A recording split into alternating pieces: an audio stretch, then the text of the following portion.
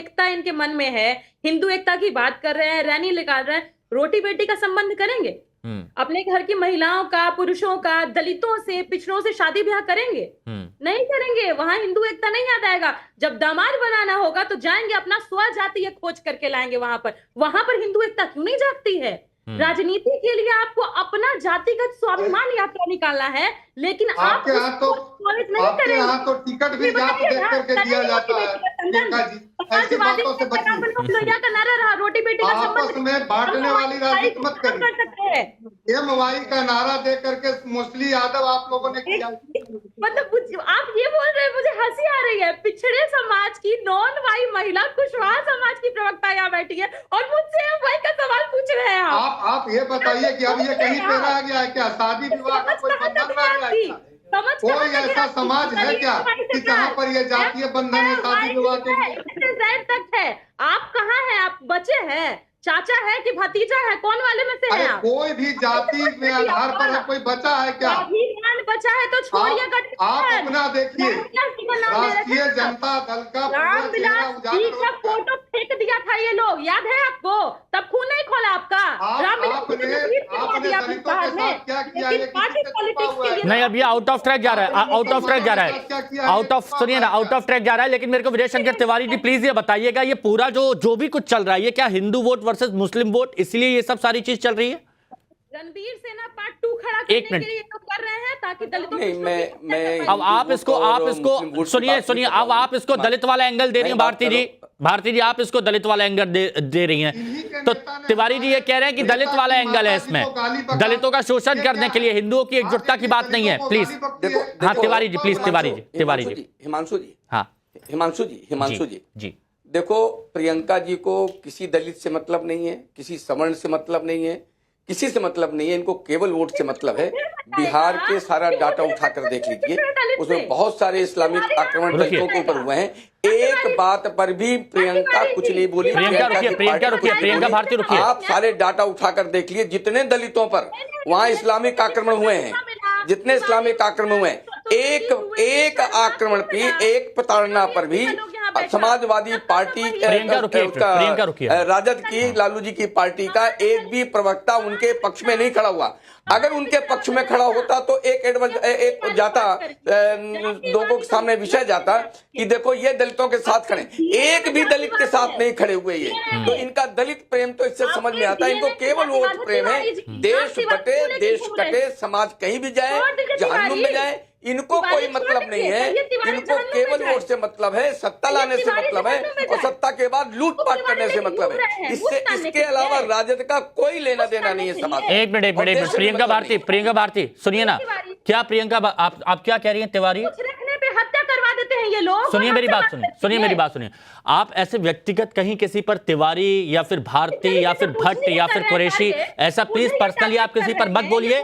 जाति की आप ही बात कर रहे हैं, आप देखिए कि कौन जातियों की कौन किस तरह की बात करता है। करेंगे तो मैं इनको छोड़ दूं, आप ये चाहते हैं? अरे एक एक करके सुनिए। अब आप प्रवक्ता हैं तो प्रवक्ताओं वाला धर्म और थोड़ी बहुत, सुनिए नहीं, प्रवक्ताओं वाला अनुशासन भी थोड़ा बहुत रखिए ना। दानिश कुरैशी जी भी प्रवक्ता हैं, बाकी लोग भी हैं, जब उनकी बारी आती है खुलकर बोलते हैं, आप बोलिएगा।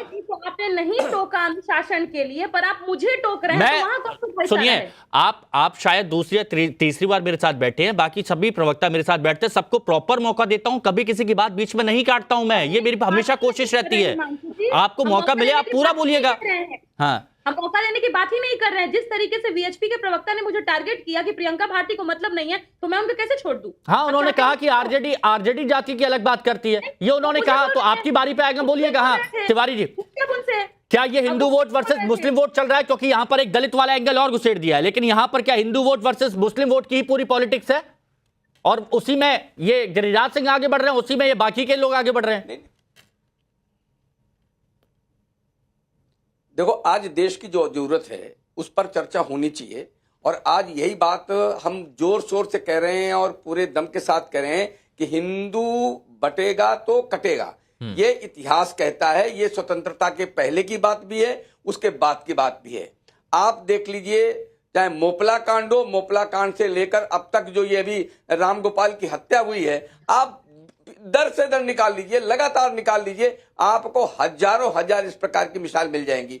इसलिए मैं ये कहता हूं कि जो राजद है, राजद के विषय में सारे देश को पता है कि इनको सत्ता क्यों चाहिए। इनको सत्ता चाहिए वहां तुष्टीकरण के लिए, इनको सत्ता चाहिए वहां पर समाज को बांटने के लिए, इनको सत्ता चाहिए वहां पर जो आप बताइए हिंदू पक्ष में अगर उसके साथ कोई अनहोनी घटना घट जाती है तो राजद उनके साथ नहीं खड़ा होता।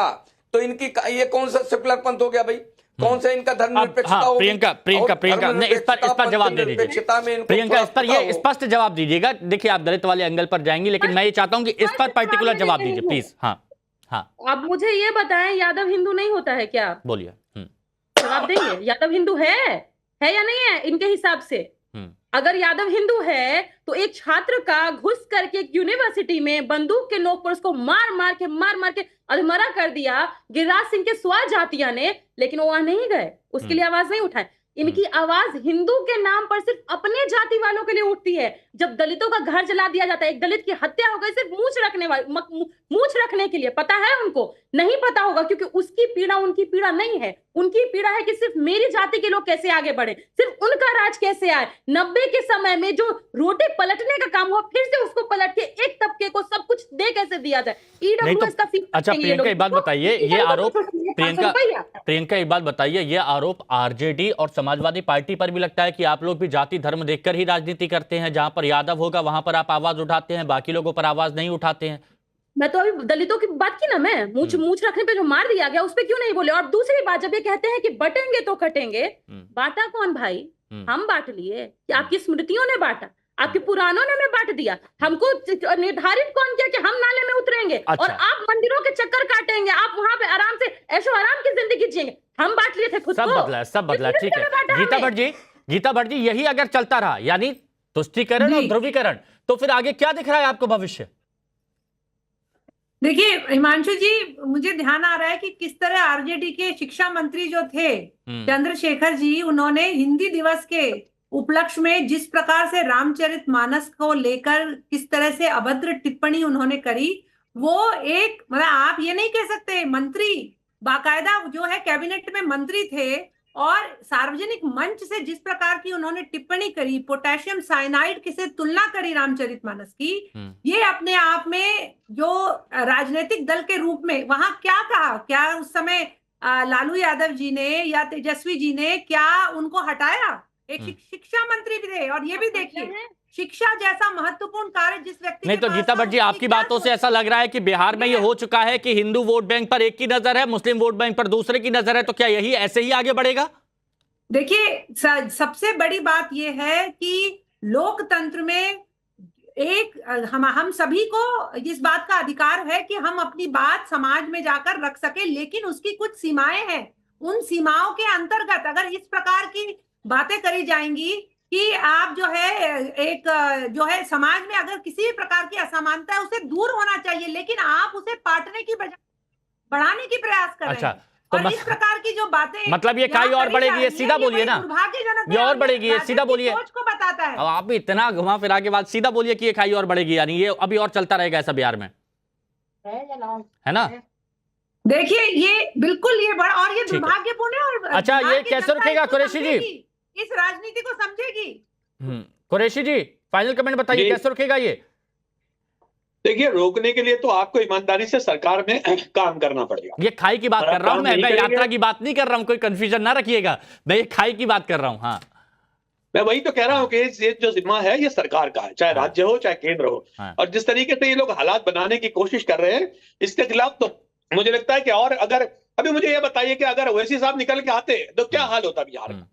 अभी उठा के जेल में डाल देते ये, या केस बना देते। आप लोग भी एकजुटता के लिए निकलते हैं, किसी को जेल में नहीं डाला जाता? एकजुटता तो आप लोग भी करते हैं, क्यों नहीं डाला गया? तिवारी जी, आगे भी यही रहेगा? तिवारी जी शॉर्ट में प्लीज बताइएगा, आगे भी कंटिन्यू यही रहेगा?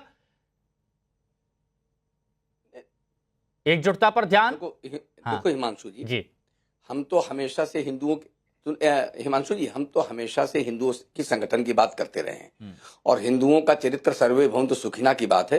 हिंदू ताकतवर रहेगा, स्वस्थ रहेगा, तो मैं समझता हूं कि देश स्वस्थ रहेगा। क्योंकि काटने, मारने, भगाने, लूटने, इस सब का जो परंपरा है वो हिंदुओं की पहले भी नहीं थी, आज भी नहीं है, आगे भी नहीं रहने वाली। इसलिए मैं हमेशा कहता हूं कि देश में हिंदू संगठित रहना चाहिए, स्वस्थ रहना चाहिए, मजबूत रहना चाहिए, देश सभी सुरक्षित रहेगा। और ये जो जातियों की राजनीति कर रहे हैं, देश को बांटने की बात कर रहे हैं, मुस्लिम तुष्टीकरण कर रहे हैं, इनसे देश अब सचेत हो गया है। और मैं राजनीति की भाषा की बात करूं तो हरियाणा आपके सामने एक बड़ा उदाहरण है, जिसको इन्होंने बिल्कुल सामने प्रतीक मानना चाहिए।